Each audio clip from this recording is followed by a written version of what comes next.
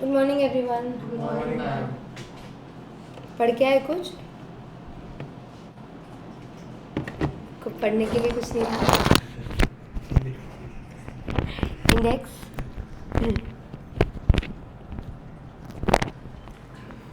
Okay, we started with the introduction of your financial management का paper number 10 costing and FM, जिसमें FM आपका 50 marks का है।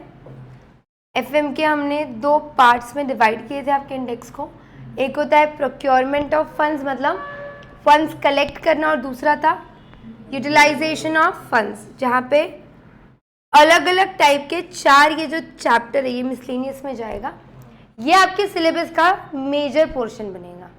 मतलब रेशियो पे एक बड़ा सम आप एक्सपेक्ट कर सकते हो, कैपिटल बजटिंग पे कर सकते हो, वर्किंग कैपिटल पे कर सकते हो। ये जो डिविडेंड डिसीजन है स्मॉल चैप्टर। बाकी के तीनों भी chapter are literally good chapter, जिसमें आपको सॉल्व करने के लिए कुछ मिलेगा। बाकी की छोटे सम्स है, समझेगा ही नहीं वो कब चालू है कब खत्म हुआ, इतने सिंपल है। अगर आपको बहुत दिमाग लगाना है तो वो इधर होगा, इधर होगा और इधर होगा। कल हमने छोटे से एक टाइप देखे थे रेशियोज के, याद है? हमने रिलायंस की और टाटा के रेशियोज देखे थे, याद है?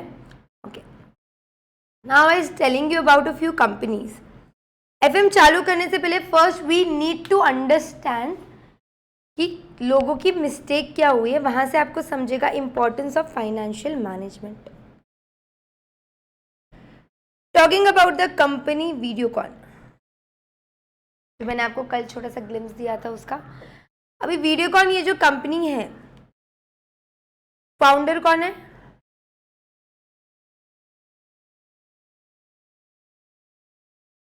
नहीं सुना? अभी मैं नाम बोलूंगी तो हाँ बोलेंगे, ऐसे ही होगा तुम्हारा। Now coming to the case study of Videocon. Videocon जैसे मैं आपको कल बता रही थी एक परफेक्ट केस स्टडी है फाइनेंशियल मैनेजमेंट के ब्लंडर्स समझने के लिए। Videocon was a leading company for electrical gadgets like TV in its time. इसी को सबसे पहले लाइसेंस भी मिला था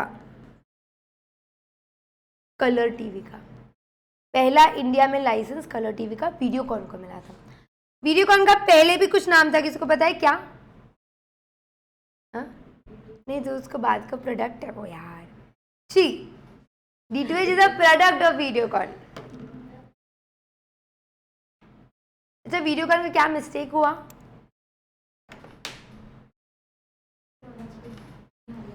यस, सी डाइवर्सिफिकेशन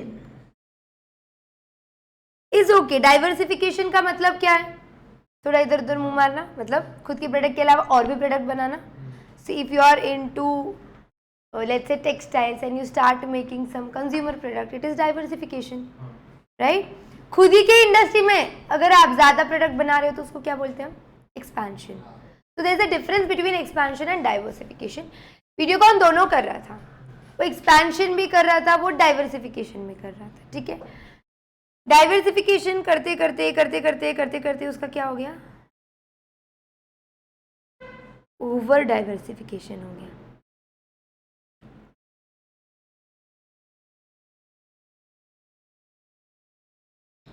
अभी मेरे को बताओ, जितना तुम वीडियोकॉन को जानते हो, कौन से प्रोडक्ट है उसके मार्केट में?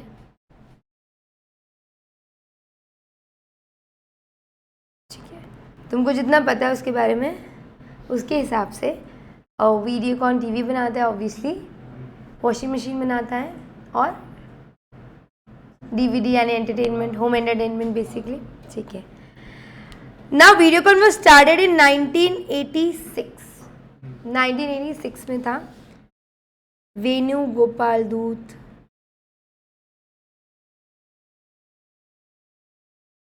was the person who started Videocon. Videocon का तब नाम रखा हुआ था अधिगम। ये आपके इसके एकदम दूर है, अधिगम ट्रेडिंग प्राइवेट लिमिटेड।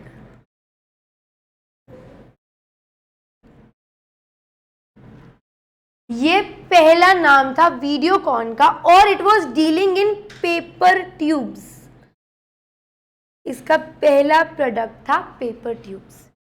अच्छा चल रहा था, फिर उसने स्टार्ट किया एक्सपेंशन, और जब वो एक्सपेंशन मोड पे गया तब it started making TV and it started making washing machines. और ये दोनों उसका मतलब सारा मार्केट जैसा उसका ही था, टीवी का, वॉशिंग मशीन का, ये उसके मेन प्रोडक्ट्स थे जिसके बेसिस पे वो कहाँ से कहाँ पहुंच गया। फिर क्या हुआ ना, 1991 से पहले 1990 में एसी, रेफ्रिजरेटर, होम एंटरटेनमेंट जो तुम लोग बोल रहे हो ना, होम एंटरटेनमेंट के जो गैजेट्स होते हैं वो बनाने चालू कर दिए उसने। एक्सपेंशन कर रहा था, ये डाइवर्सिफिकेशन नहीं होता है, सेम इंडस्ट्री में ही है ना, तो ये एक्सपेंशन होता है। फिर क्या हुआ ना, 1991 में उसने नाम चेंज कर दिया, चेंज्ड टू वीडियोकॉन। उससे पहले इट वाज अधिगम ट्रेडिंग प्राइवेट लिमिटेड। इसी दौरान उसको फर्स्ट लाइसेंस मिला कलर टीवी का। सेम पीरियड था ये जब कंपनी, आप समझो, बहुत बूम पे है। वो एसी बना रहा है, फ्रिज बना रहा है, होम एंटरटेनमेंट बना रहा है, उसको कलर टीवी का लाइसेंस मिल गया है और टीवी वॉशिंग मशीन तो उसकी चल ही रहे, तो वो कितने बूम में रहेगा उस पीरियड में। बराबर है, तुम पास हो जाते हो तो कैसे फीलिंग आते हैं, अब सब अपना अच्छा है, वैसे इधर आता रहेगा ना फीलिंग की, अभी तो सब अपना है, पूरा मार्केट अपना है। अब उसने स्टार्ट किया, यहां से आती है पहली गलती, डाइवर्सिफाई।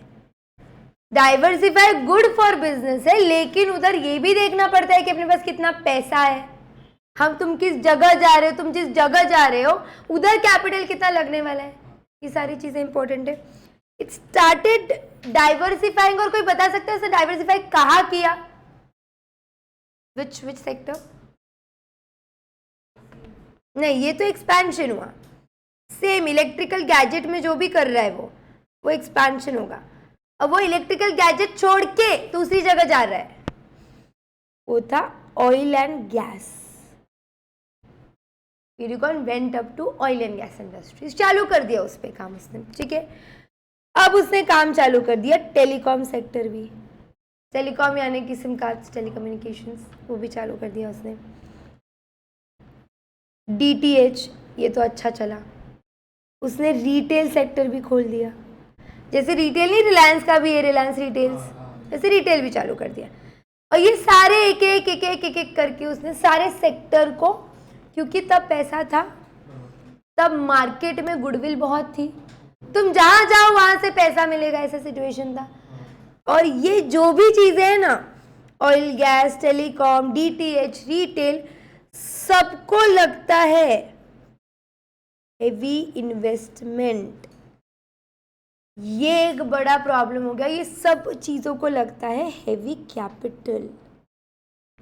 टेलीकॉम का भी लाइसेंस मिलने के लिए ना सर्कल्स में अप्लाई करना पड़ता है सारे, उधर भी उसको 20 सर्कल्स का परमिशन मिल गया था। परमिशन मिलना मतलब वहां का लाइसेंस मिल गया था, और उसने टेलीकॉम चालू कर दिया था जो अच्छा चल रहा था, ठीक है।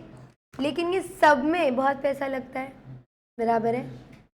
ऑयल गैस में उसका कैपिटल बहुत गया, टेलीकॉम में कैपिटल बहुत गया, डीटीएच में गया, रिटेल में गया, और ये सब पैसा कहाँ से आया? सब पैसा आया बैंक से, सारा का सारा पैसा बैंक से डेट लिया हुआ था। मैं जो भी टर्म्स यूज कर रही हूँ यहाँ पे, ये आपके काम आएंगे, मैं एफएम समझाने के लिए आपको केस स्टडी बता रही हूँ, तो आप केस स्टडी अच्छे से समझो, फिर हम एनालाइज करेंगे कि क्या गलती हो गई थी, व्हाई दिस हैपेंड। मैं आपको उल्टी केस स्टडी भी बताऊंगी कि ये जीरो से हीरो कैसे बनी है कोई कंपनी, और ये हीरो से जीरो कैसे, हम दोनों चीजें देखेंगे, strengths and weakness, right. Okay, now 2008 में, अभी भी न्यूज होगा, देखो, एक 2G का स्कैम हुआ था, 2G नेटवर्क्स का एक स्कैम हुआ था, 2008 में ही था, या 8 या 12 में होगा ये वाला scam, yes. After 4 years he started telecom, तब से। तब क्या हुआ ना, एक 2G का बहुत बड़ा स्कैम हुआ, और उसका टेलीकॉम का लाइसेंस हो गया बंद। वहां से अब एक सेक्टर में प्रॉब्लम आ गई, टेलीकॉम का लाइसेंस क्या हो गया उसका बंद। देखो उसका मोस्टली सारा रेवेन्यू कहाँ से आता था, टीवी और वॉशिंग मशीन से, क्योंकि ये उसके कंज्यूमर प्रोडक्ट्स थे जो अच्छे डिमांड में थे। अब सारा पैसा यहाँ से आ रहा है, ये सारा पैसा कहाँ जा रहा है, डाइवर्सिफिकेशन में जा रहा है। तो बेसिकली उधर पैसे ही नहीं बच रहे उसके पास ज़्यादा कि वो इन्वेस्ट करके रखे, बराबर है। या तो सारा पैसा खुद की कैपिटल में जा रहा है, या तो यही पैसा ये जो डेट लिया है ना इतना सारा, उसका इंटरेस्ट भरने में जा रहा है। क्योंकि बात समझो, उसने बड़ा डेट लिया था, डेट बढ़ा तो इंटरेस्ट बढ़ा, अब थोड़ा थोड़ा प्रॉब्लम आना चालू हुआ। और जब तुम इतनी ज़्यादा जगह ध्यान दे रहे हो तो तुम खुद की टीवी को भूल गए। भूले मतलब उधर तुमने अब ज़्यादा दिमाग नहीं लड़ाया, क्यों टेकिंग फॉर ग्रांटेड बोलते हैं, right. If now your one of the product is running so successfully, तो एक हो जाता ना यार अपना ही प्रोडक्ट है हर घर में, अब क्या टेंशन है, अब अपन उधर ध्यान देंगे। और धीरे धीरे धीरे धीरे कॉम्पिटिटर्स आए, कॉम्पिटिटर्स ने उसका बेस जमाना चालू किया। और उसने जो बाकी कॉम्पिटिटर्स में कौन कौन थे उधर, सैमसंग था, एलजी, सोनी, ये तीनों कंपनीज आई। ये तीनों कंपनीज ने खुद के प्रोडक्ट अच्छे बनाए, क्वालिटी वाले बनाए, धीरे धीरे धीरे धीरे मार्केट कैप्चर हुआ। और with in a period of time ये लोगों ने अच्छा खासा शेयर ले लिया था मार्केट का, जब तक वीडियोकॉन कुछ कर पाता। क्योंकि बात समझो, वीडियोकॉन का ये टीवी वाला बिजनेस थोड़ा डाउन हो गया है, डाइवर्सिफिकेशन वाले में प्रॉब्लम आ रही है, क्योंकि यहाँ से पैसा नहीं आ रहा है, तो इंटरेस्ट भरने को कुछ नहीं है। अब इतना बड़ा लोन ले लिया था, अब वो स्टक हो चुका था, क्योंकि जो उसका मेन अर्निंग का सोर्स था उधर ही प्रॉब्लम आ गया। नहीं तो अभी तक क्या हो रहा था, टीवी वाले सेक्टर से पैसा आ रहा था, वो पैसा का इंटरेस्ट बन के दूसरी जगह जा रहा था, तो चल रहा था काम। लेकिन अभी क्या हो गया, वो पैसा आना बंद हो गया, तो उसका कैपिटल मूव होना बंद हो गया, रेवेन्यू आना कम हुआ, बंद नहीं हुआ बट कम हो गया। और अब इतनी बुरी सिचुएशन हो गई कि अब बैंक को पैसा देने के लिए पैसा नहीं है, क्योंकि ये जो तीनों है ना, ये तीनों बहुत कैप्चर कर चुके। कल ही मैंने तुमको पूछा तुम्हारे घर में किसका टीवी, मोरलेस यही ब्रांड्स का है, ये कैप्चर कर चुके थे पूरा मार्केट। तब तक वीडियोकॉन कुछ अब कर ही नहीं सकता, क्योंकि ये आए थे टेक्नोलॉजी के साथ। सोनी का टीवी अभी भी सोनी ब्रेविया का जो सीरीज़ है वो अभी भी इतना हॉट सेलिंग है कि उसको चैलेंज ही नहीं है, तुम कितने ही टीवी देख लो। अभी रिसेंट में घर पे आया उधर से उधर तक का टीवी, यहाँ से यहाँ तक कैसे लगता है यार हम थिएटर में बैठे हैं। जो नया फिलहाल ही कुछ दिनों पहले we had purchased a new TV, I don't remember the inches as of now, but hall पूरा कवर होता है हमारा, मतलब तुम कोई भी कॉर्नर में बैठो ऐसे लगेगा हम थिएटर में बैठे हैं। उसकी जो पिक्चर क्वालिटी अमेजिंग, ऐसे नहीं बोल रही हूँ वीडियोकॉन की नहीं थी, पर इसने काम किया किस पे, टेक्नोलॉजी पे। इसने इतने अच्छे अच्छे फीचर्स लाए, तो कहीं ना कहीं मार्केट जाने ही वाला है वीडियोकॉन का, और वीडियोकॉन का मार्केट यहाँ तक जा चुका था। अब मैं आपको बताती हूँ, वीडियोकॉन की एक कंपनी नहीं है, वीडियोकॉन की मैनी कंपनीज होती है।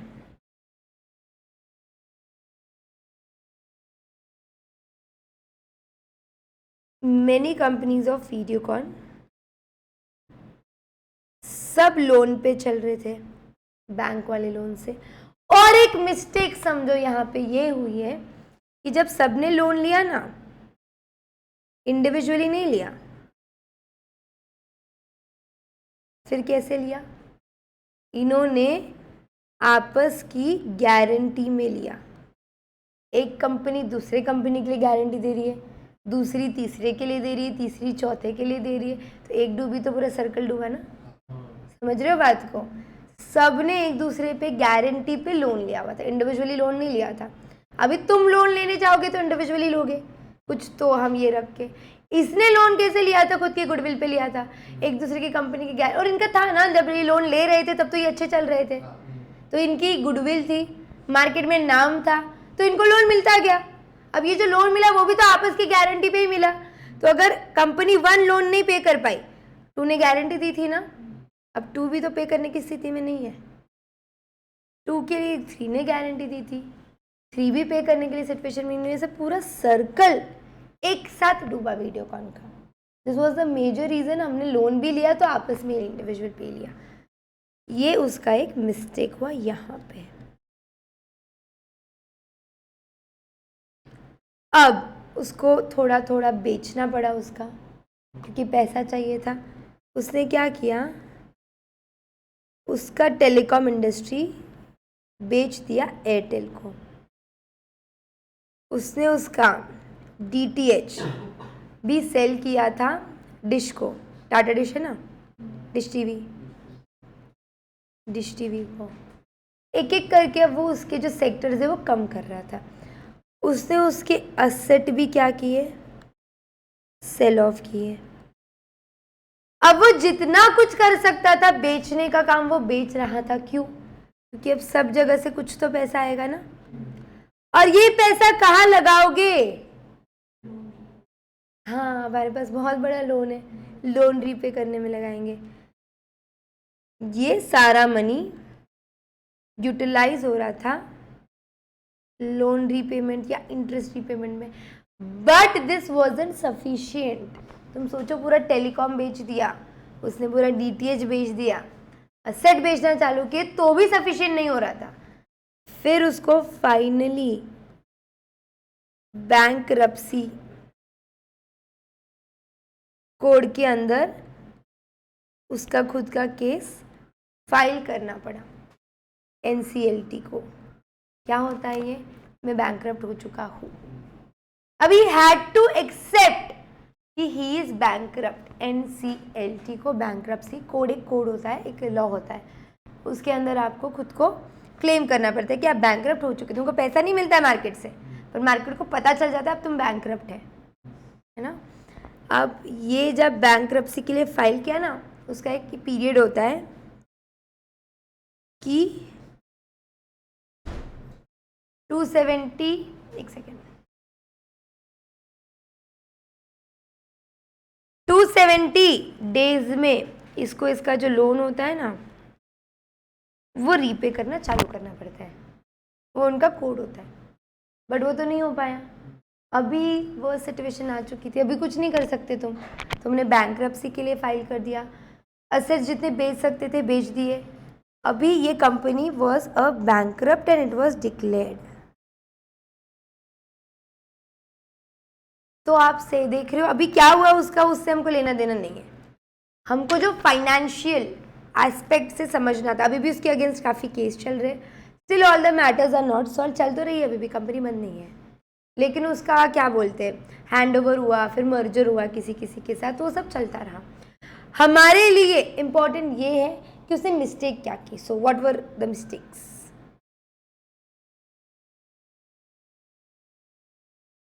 वीडियो का ने क्या मिस्टेक की? डाइवर्सिफाई कर दिया, और बहुत ही ज़्यादा डाइवर्सिफाई कर दिया। हाँ, खुद के कोर प्रोडक्ट को निगलेक्ट किया आपने और दूसरी जगह ध्यान दिया, और इतना ज़्यादा ध्यान दे दिया कि उधर भी कुछ नहीं हुआ, इधर भी कुछ नहीं हुआ। ओवर डाइवर्सिफिकेशन बोलते हैं उसको। डाइवर्सिफिकेशन सब करते हैं, ओवर हो गया। सेकेंड, यार चंदा कोचर का केस सुना हुआ है क्या नाम? उसका सेकेंड मिस्टेक हुआ, उसने लोन लिया। मैं आपको बता रही थी Chanda Kochhar, twist in the story. Videocon ने कहाँ से लोन लिया? आईसीआईसीआई। आईसीआई की जब लीडिंग थी, क्या नाम था, Chanda Kochhar, CEO, wife of, any guesses? Chanda Kochhar नहीं पता यार? तुमने ये केस स्टडी भी नहीं देखी जिंदगी में? क्या देखा है तुमने? मतलब इतनी फेमस हुई है ये केस स्टडी। चंदा कोचर ने क्या किया था, ऐसे उस पर क्लेम किया हुआ है कि इसने कितने करोड़ का लोन था, बताया क्या? 1875,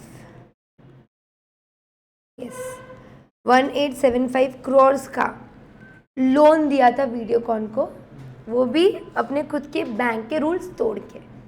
मतलब वीडियोकॉन एलिजिबल नहीं था उतने लोन के लिए, फिर भी ये लोन दिया गया था इसको। इस पे अलग केस था।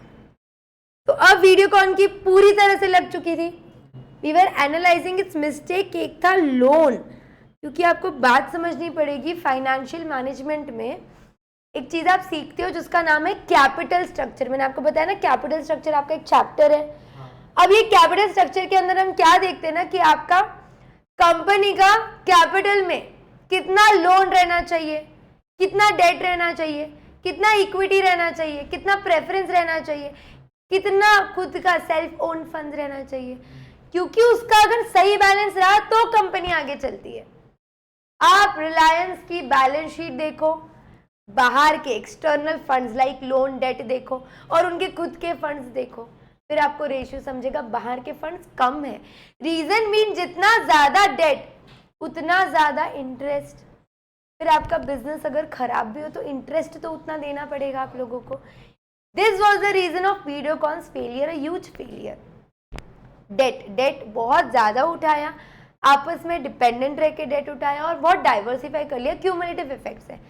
डेट ज्यादा उठाता और टीवी भी सिर्फ चलाता तो शायद इतना वर्ड स्टेट नहीं आता था, लेकिन क्या हो गया ना, हमने बहुत जगह बहुत चीज खोली लाइक ऑयल गैस बराबर है डीटीएच टेलीकॉम, सब जगह पैसा गया, वो क्रोर्स में गया और अब जहां से पैसा आ रहा था वो आना बंद हो गया।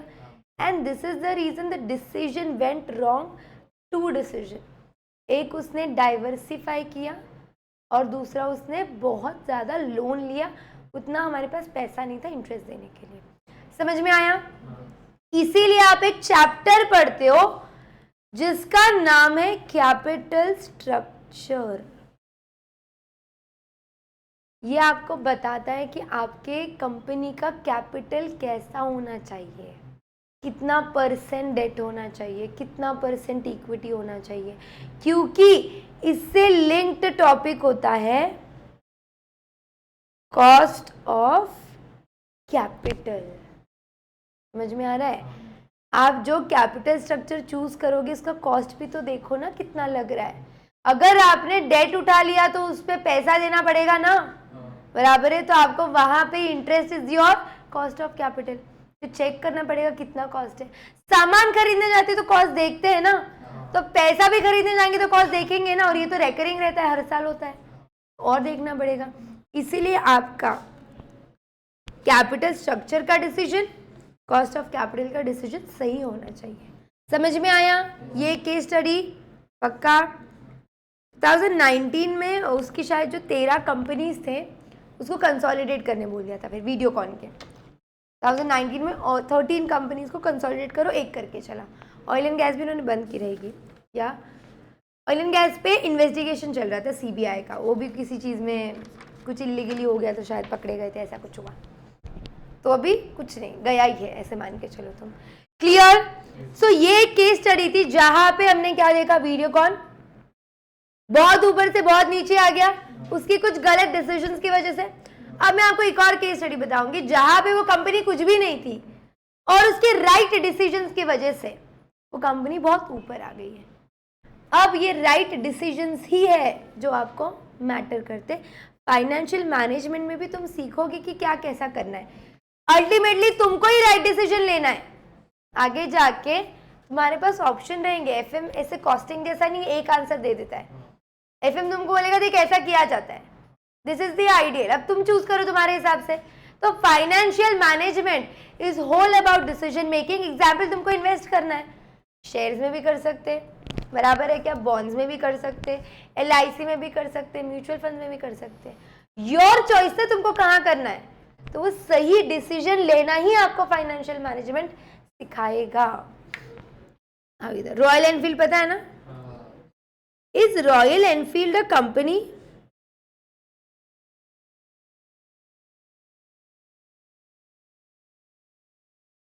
इट इज अ कंपनी, जाओ गूगल पे जाओ। Is royal Enfield a company और इट इज अ प्रोडक्ट और it is the name of the bike? What it is जिंदगी में?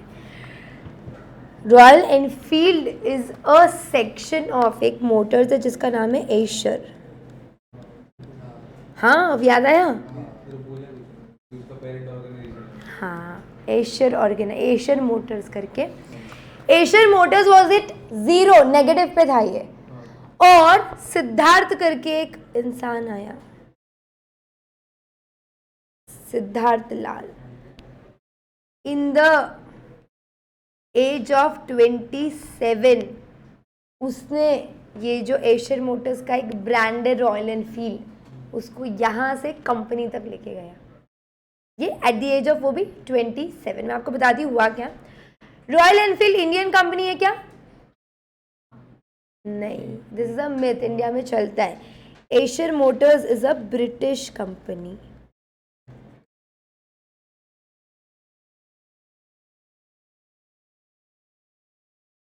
रॉयल एनफील्ड पैदा हुआ था एशियर मोटर्स में in the British war, world war चलते थे क्या, तब उसका तब नाम था AD manufacturers, ADI, AD manufacturers. और वो बनाता था cycle in the times of world war, world war के टाइम पे ये साइकिल बनाते थे, ठीक है। और वो साइकिल का नाम था रॉयल एनफील्ड, बाइक का नाम नहीं था ये रॉयल एनफील्ड उसकी पहली साइकिल का नाम था। और ये साइकिल यूज की जाती थी वर्ल्ड वॉर में, इतनी स्ट्रॉन्ग साइकिल्स बनाता था ये साइकिल तब यूज की जाती थी। कौन से टाइम में? वर्ल्ड वॉर वाले टाइम पे। इन 1901 उसने फर्स्ट बाइक निकाली, वो भी वर्ल्ड वॉर के ही वजह से। और फर्स्ट जो बाइक निकाली वो प्रॉपर आर्मी बाइक थी, क्योंकि उसका इंटेंशन वही था ना कि जो लोग लड़ रहे हैं उसके लिए उसको कुछ देना था। तो बाइक थोड़ी पहले से थी, बाइक तो बाद में आई। 1901 में एडी ने पहली बाइक निकाली वर्ल्ड वॉर के लिए, and it was a proper army bike, army वाले लोगों के लिए निकाली थी उसने। 1932 में उसने फर्स्ट बुलेट बनाई, जो बुलेट बाइक अभी चल रही है ना, 1932 में आई उसकी फर्स्ट बुलेट एवर। एडी मैन्युफैक्चर्स ही चल रहा था तभी तक। क्या हुआ ना, आर्मी का डिमांड बढ़ा बढ़ा बढ़ा, ये कंपनी ने बुलेट्स बनाई, पैसा कमाया कमाया कमाया, इतना अच्छा चल रहा था इनका, इतना अच्छा चल रहा था। बट कब तक? जब तक वर्ल्ड वॉर था। वर्ल्ड वॉर खत्म, बाइक की जरूरत खत्म ना, तो वर्ल्ड वॉर जैसे ही एंड हो गया, लोगों को रॉयल एनफील्ड की जरूरत ही नहीं पड़ने लगी, right. World war and, demand and, फिर कंपनी खत्म होने लगी कि अब बना भी रही है तो कौन खरीदेगा, राइट। और ये 1932 की बात चल रही है ना, तब यूं ही लोग शौक से बाइक नहीं खरीदते थे, राइट। तो तब लोगों ने अब उसकी डिमांड करना बंद कर दी, डिमांड करना बंद कर दी, company was on closure, company मरने पे आ रही थी। तब मद्रास, अपना मद्रास है ना, मद्रास के एक इंसान, मद्रास मोटर्स करके एक है actually, the CEO of Madras Motors KR Sundaram ने एक्वायर किया एडी को, एशियर मोटर्स वाले को, और इसको नाम दिया था एनफील्ड इंडिया। क्या नाम दिया था इसको? Enfield India. उसके बाद जो एशियर मोटर्स थी ना, वो आया। एशियर मोटर्स ने का जो सीईओ है विक्रम लाल, उसने पूरा का पूरा इसको एक्वायर कर लिया, एनफील्ड इंडिया को। पहले वो एडी था, एडी को किसने एक्वायर किया? मद्रास की एक कंपनी ने किया। नहीं चल रहा था ना, फिर भी नहीं चल रहा था, उसकी डिमांड ही नहीं आ रही थी, वो डूबने ही पे ही था। फिर अब एशियर मोटर्स ने एनफील्ड इंडिया को उठा लिया, ठीक है, एक्वायर कर लिया।